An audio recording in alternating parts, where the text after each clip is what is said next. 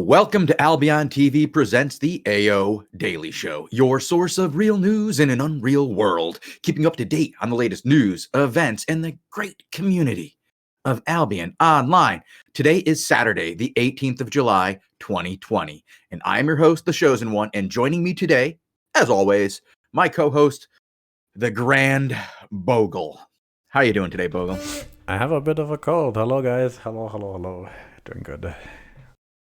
So we have a special show for you guys today. As you may have noticed, it's Saturday, and we're doing a daily show. And you're like, wait, what, why?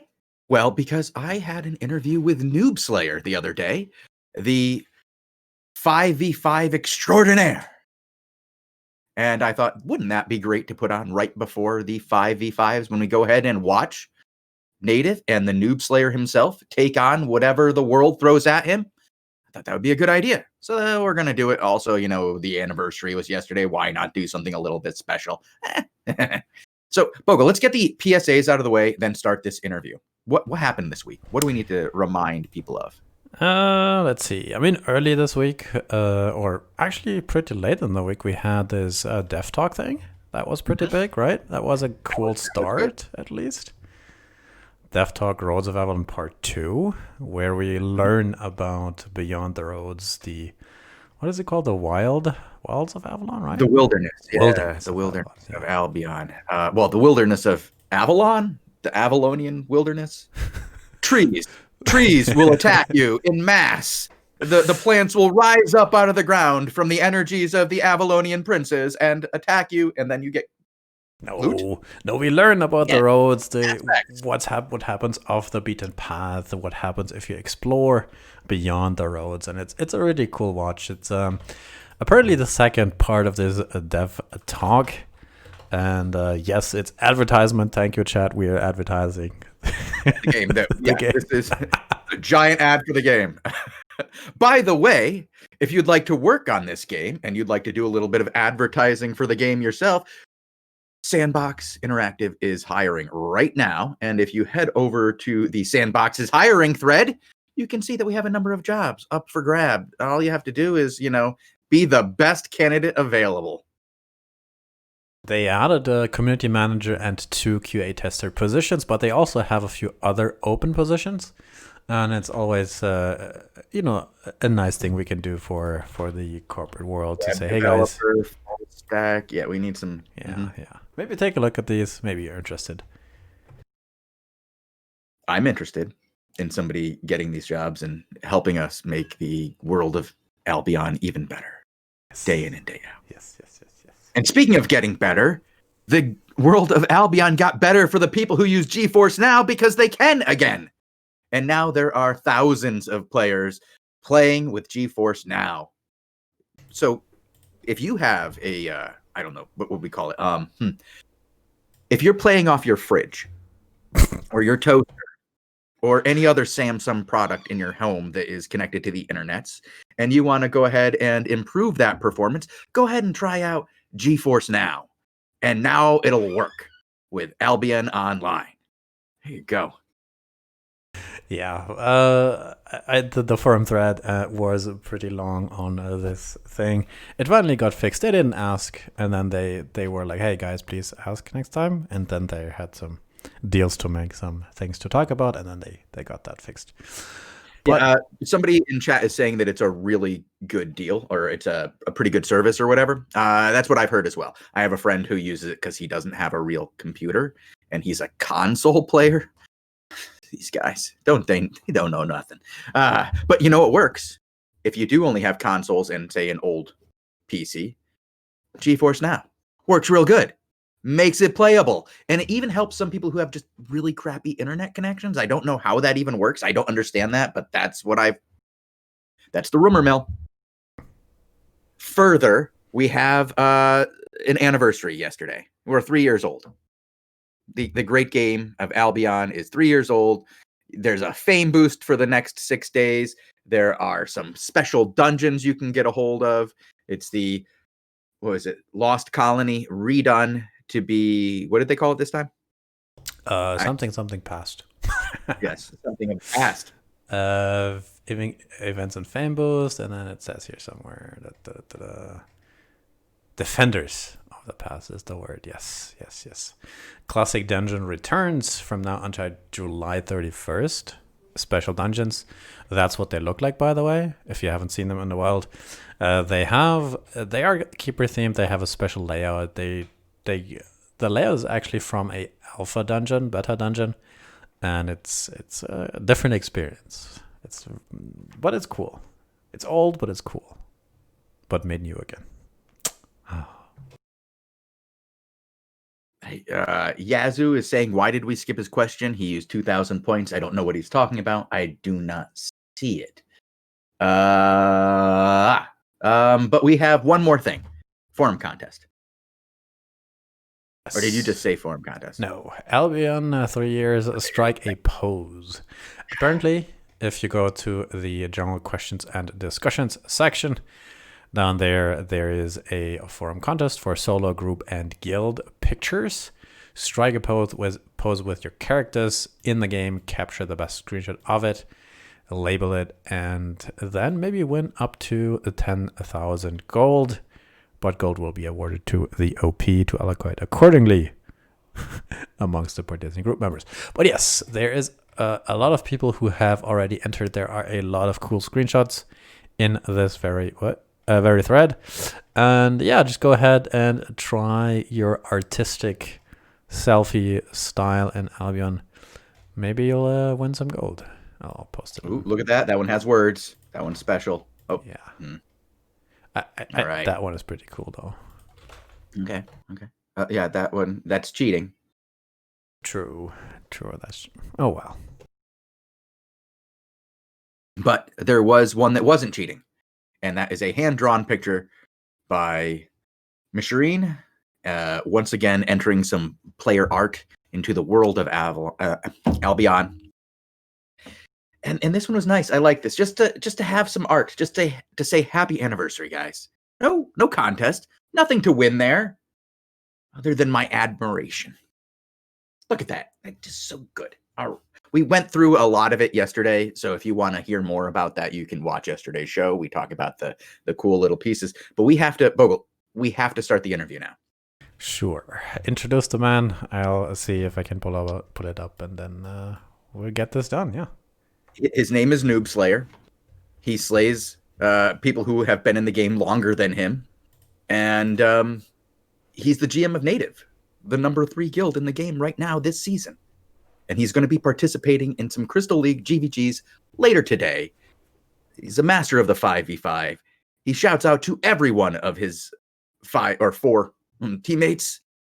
It's a pretty good interview, and it's about 30 minutes long. So why don't we start that right away? And yes, I will be giving away gold codes during the interview. So go ahead and sign up for that raffle, because I will be pulling one in like a minute.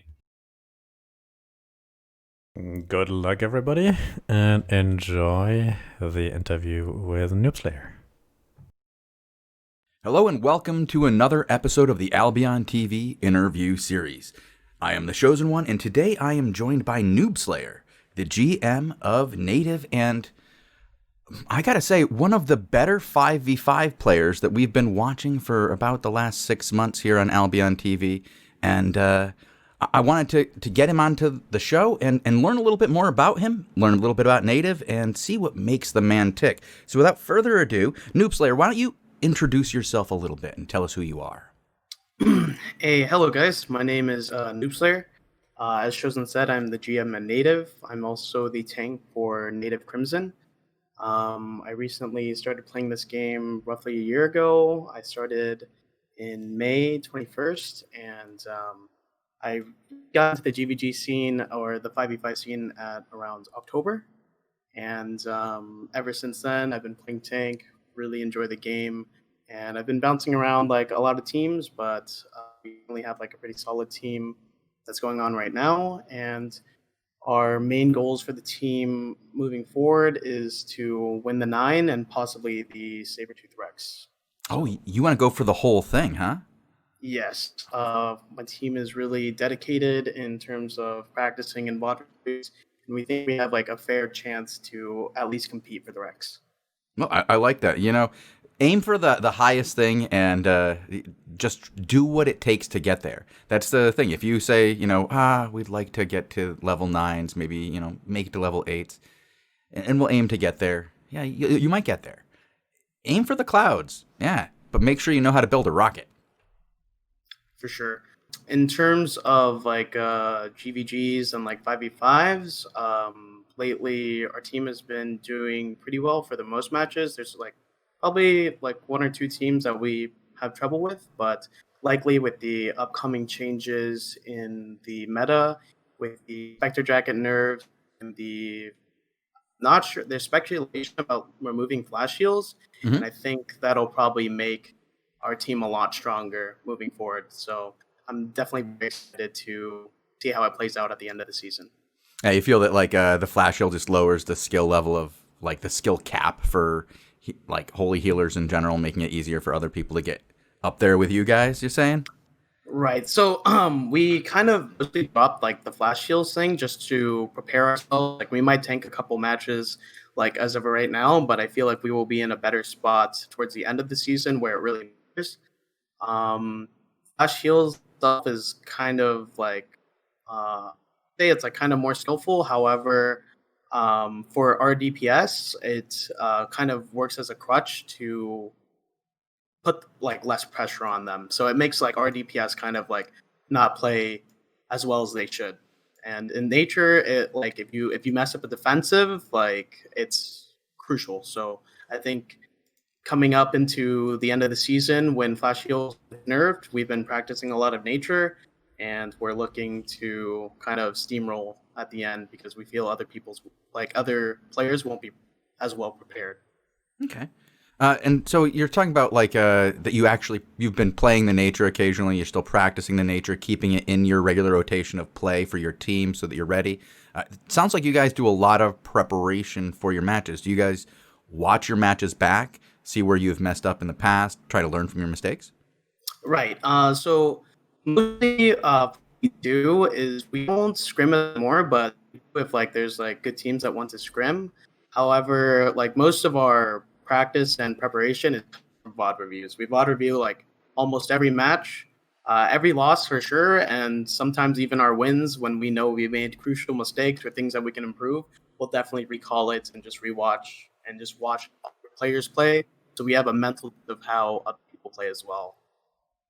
Yeah, it's actually probably a lot easier when you're not playing to get an idea of what your opponent is even doing to you as their goal while you're watching it, the VOD back, because when you're playing yourself, you're more about what is my timing on my defensive, what is the timing of my teammates' defensive, how long until the heals are back up, those kinds of things, instead of primarily focusing on what are they trying to do to us to win. And when you watch that back, you can get that idea, see it very clearly, and then create a strategy for dealing with that the next time you face that. It's very hard to come up with that kind of strategy on the fly. Yeah, I completely agree. Like our guild at the beginning, Native itself was first a 5v5 Hellgate guild. We were looking to do like cities for fun just because like city is obviously very exclusive and it's like very hard to get people into it. Mhm. And we always wanted to give like everybody kind of like a shot to try out content, right?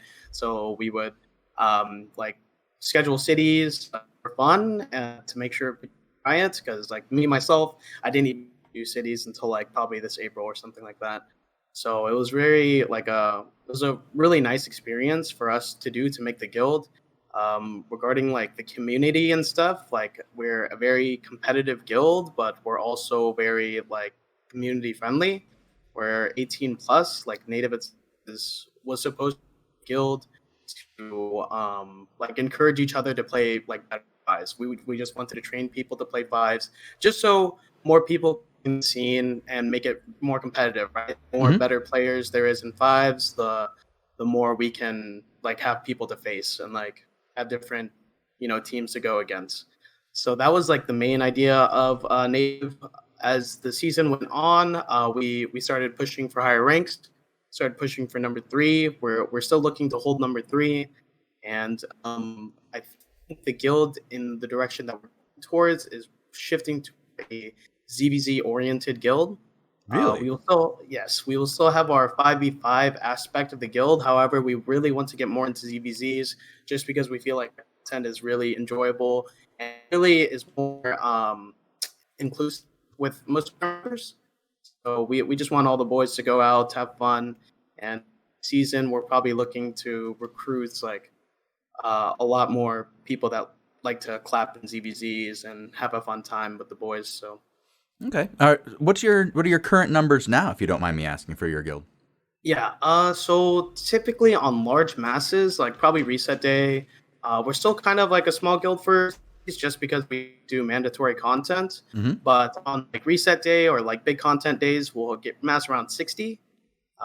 Typically we'll mass around 30, 35, and some days out of the blue we'll probably get like 40, 45.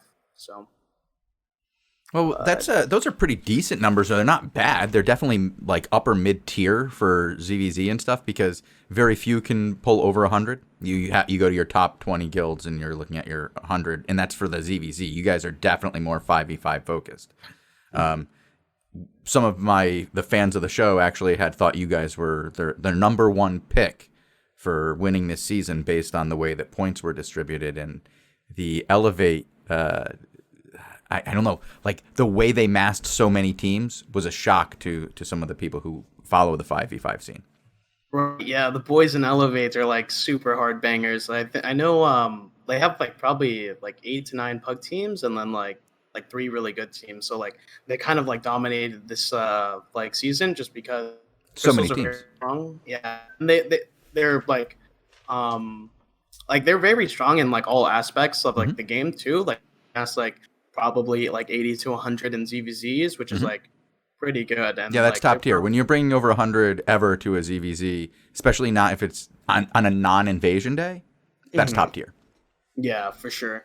So yeah, those have my they've been super cool. We've like been talking a lot about like possibly working together next season. We'll see how it goes. Too committed or not, like things will go. But I definitely think those guys are really cool, and I like that they're encouraging 5v5 because 5v5 in this game is probably my favorite type of content in the game. So yeah, so then you must be very happy with the way that the crystals have worked out then over the last, what is it, 6 months now?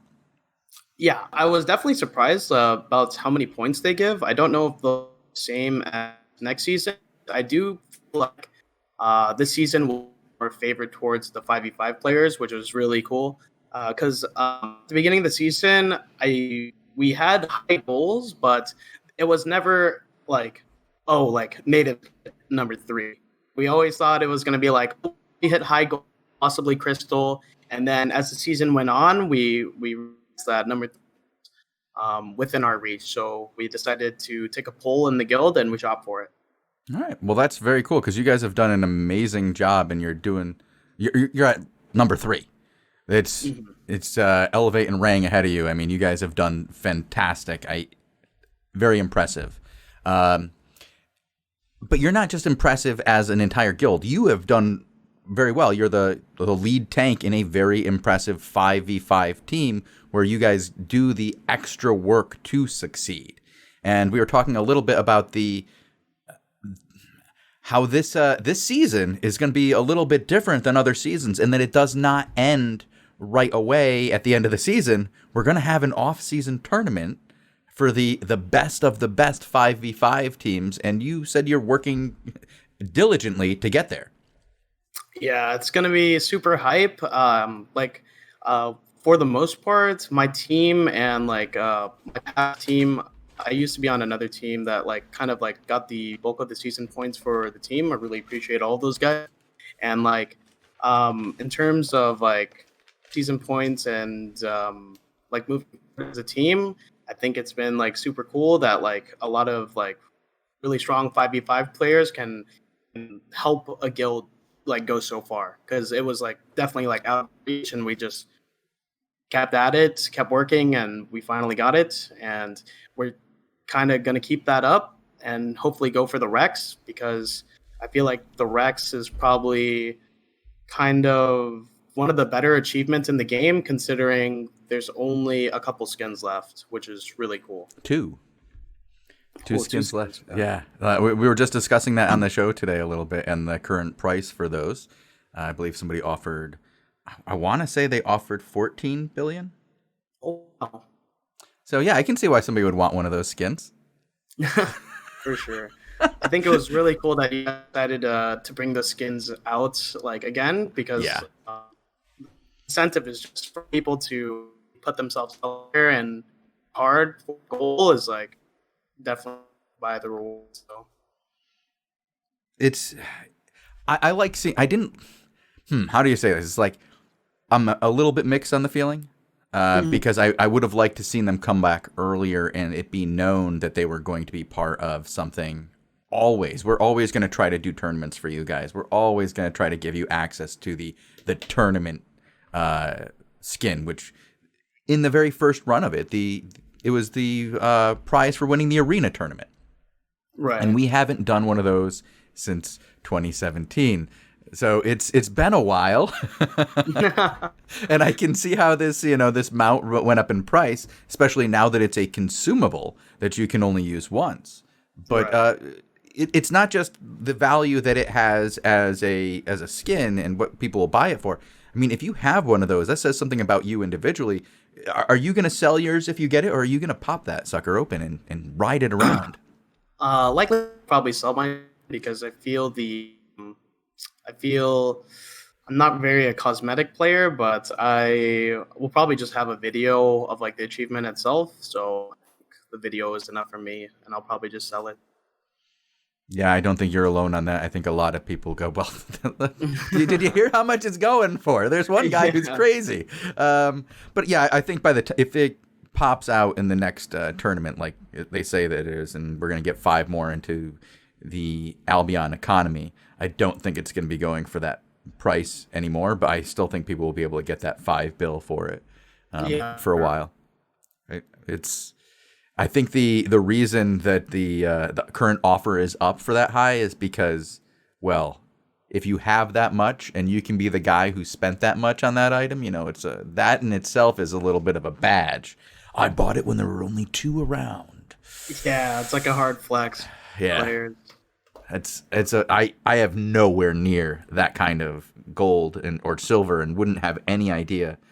Like I couldn't imagine just throwing like 2 years of effort into a single skin like that. That would be incredible. Right. Like I think that's how much Bogul has. It's like the bag master. Tell me a little bit more. Tell me a little bit about the guys you play with. You said you're on a new team now. You want to tell us a little bit about those other 4 guys that you play with, what they do, what they bring to the table, and what makes your whole team special? Yeah, for sure. So I started playing with them like as friends. They're really cool. I like their attitude. And I like how competitive they were. So right after that, our DPS for the team are Ravid X and Ichiban. And Ichiban used to be our healer, but due to team changes, I think he moved up to the RDPS role. He might be playing healer later on, but I'm not too sure. So he's kind of like in between RDPS and healer. To me, I think that guy is probably one of the mechanical players in the game, which really like piqued my interest. I played with him in like for League of Legends for a while, and then I told him to get into this game, and like he's like really good mechanically, and he learns really fast, and that's what makes me really happy with having him on my team. He's very committed on getting like improving, right? And then I have Ravid X. That's my bow player, my crossbow player, and that guy has a great attitude. He's a quick learner, and he's like lately he's just been doing like the craziest stuff like in our games. He's like been cleansing stalker hoods, like cleansing demon helms like on point, purging like quivers really fast. Like mechanically he is there too, and his attitude for learning is like one of the best I've ever seen. Warbit, still I stay with forever. That kid's the best bruiser in the game, hands down. Won't say best death givers because I give that to somebody else, but he is hands down the best sword in this game. So that's what really like kind of pushes me to play with Warbits. like Warbit and I like have our syncing down. We are like the frontline duo, and me and him like just go have really good synergy. And I think he's very skilled and talented. And our healer is Sensei Zinaze. He's a very old GVGer, really well known in the 5v5 scene as a nature healer. And in my opinion, he used to be probably one of the best natures in the game. So I'm very confident with this team that like snag level 8, level 9, Sabertooth Rex, whatever it be this team. All right. Well, we'll have to keep an eye on you guys this weekend. Maybe spend some extra time watching you because I have to say, Rorbits definitely popped out to us early on as being a high skill player. I will say that watching a melee is sometimes easier to tell when they're doing it right, when it's live at least.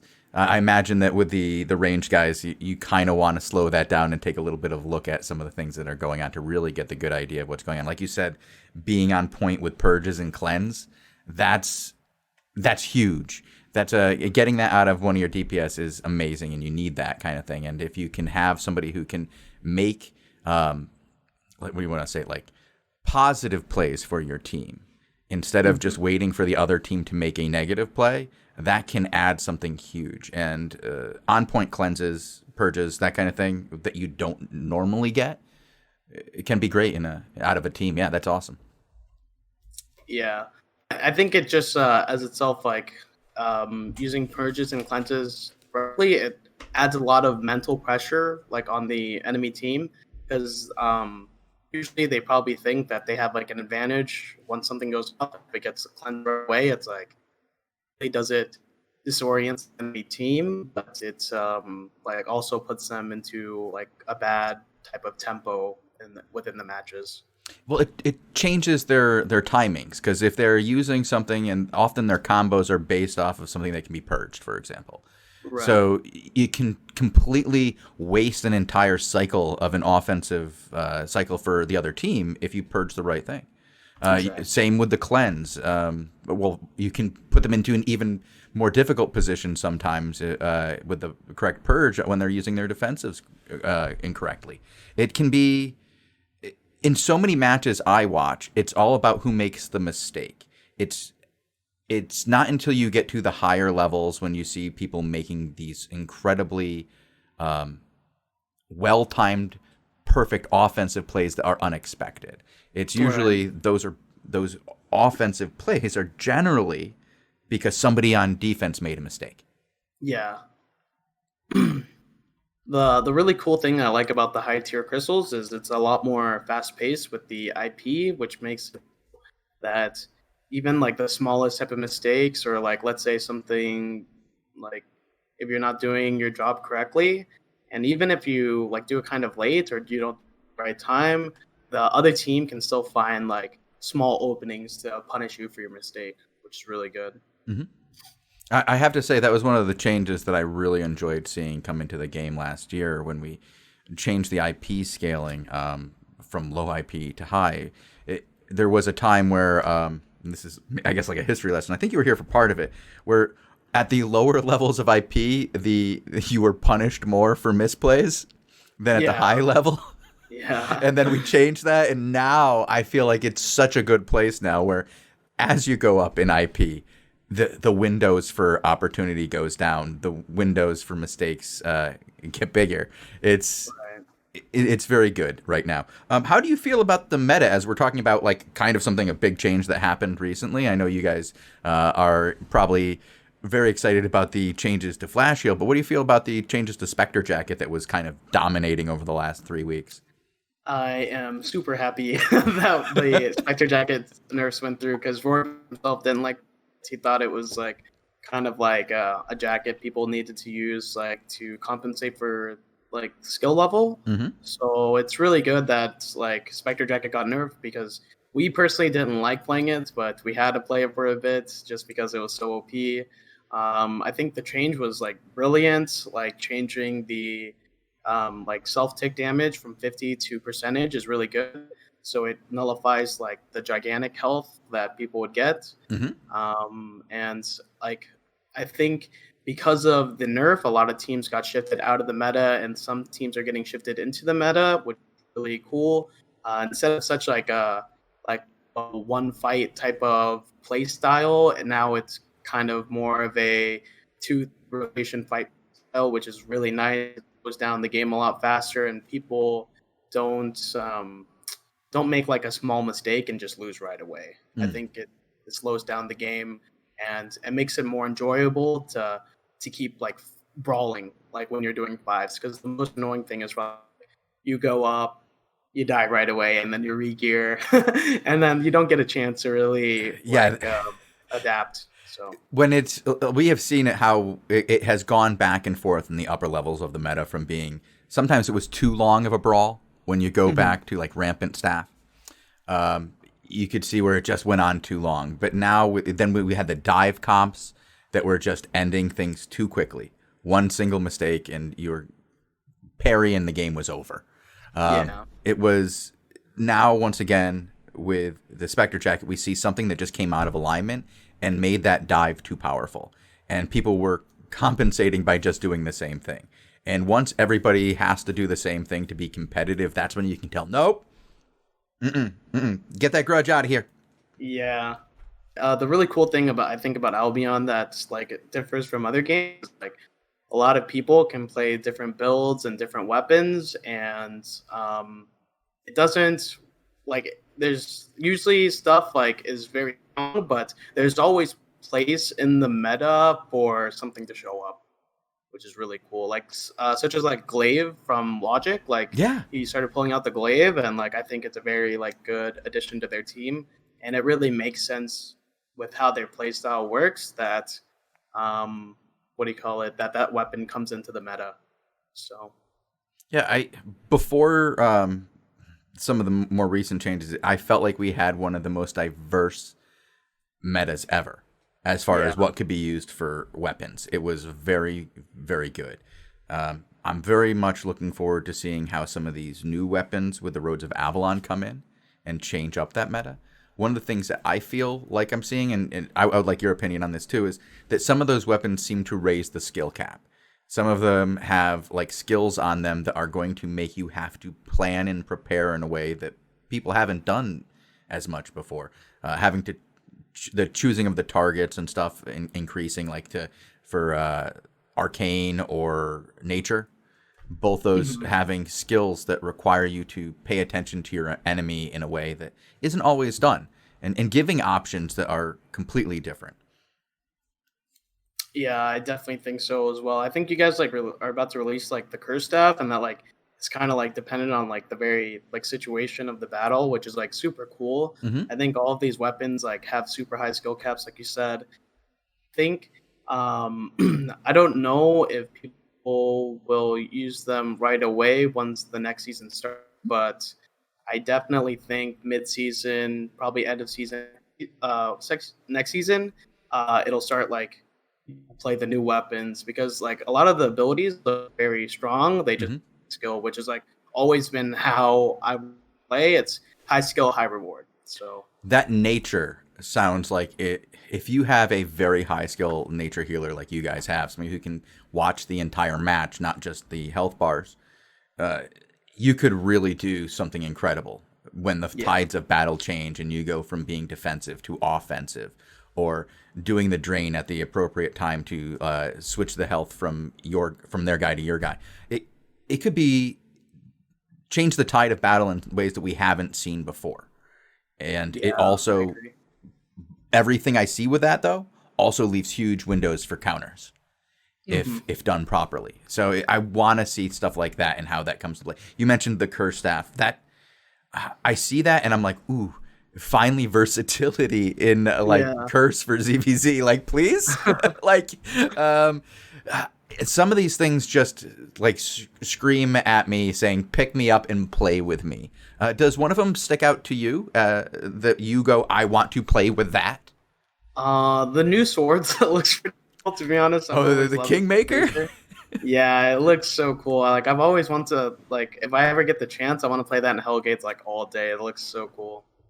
But yeah, that's probably the best one that stands out to me. Like, it looks like really cool because it has like a double skill shot front and back. Mhm. And I was like, I think it really rewards players for like knowing how to position to make the best use of the spell. So Well, also, it doesn't have an engage with it either or an out. You have to provide both of those. It has a very interesting, it's got a stun mechanic on it. It's got a high damage mechanic on it. It's something that you want to go in deep with. But a lot of those stun mechanics like that, anything like that, you usually have an in with, right?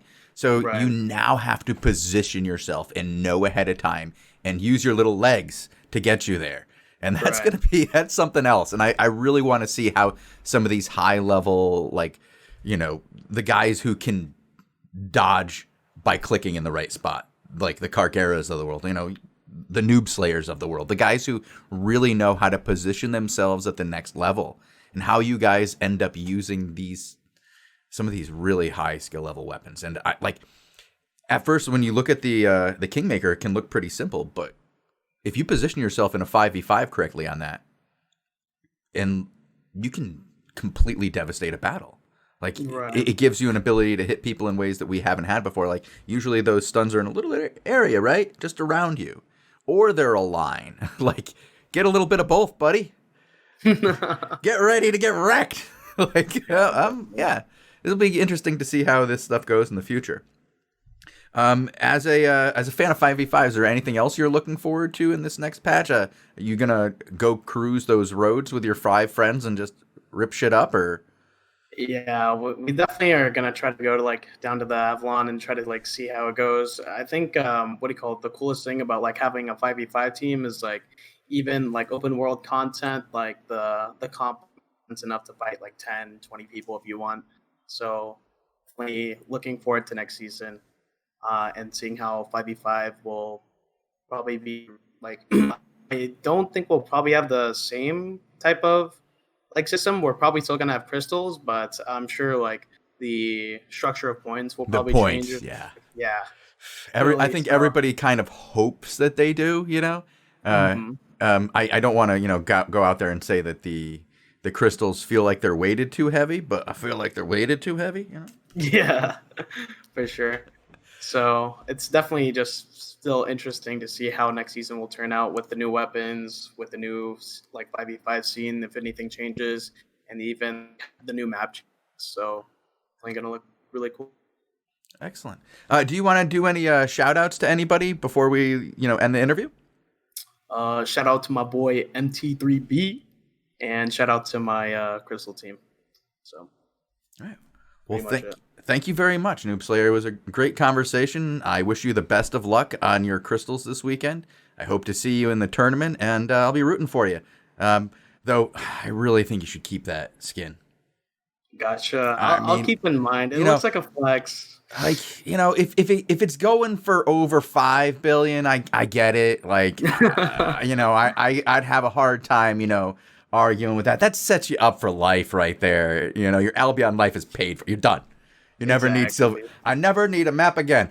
You're just set.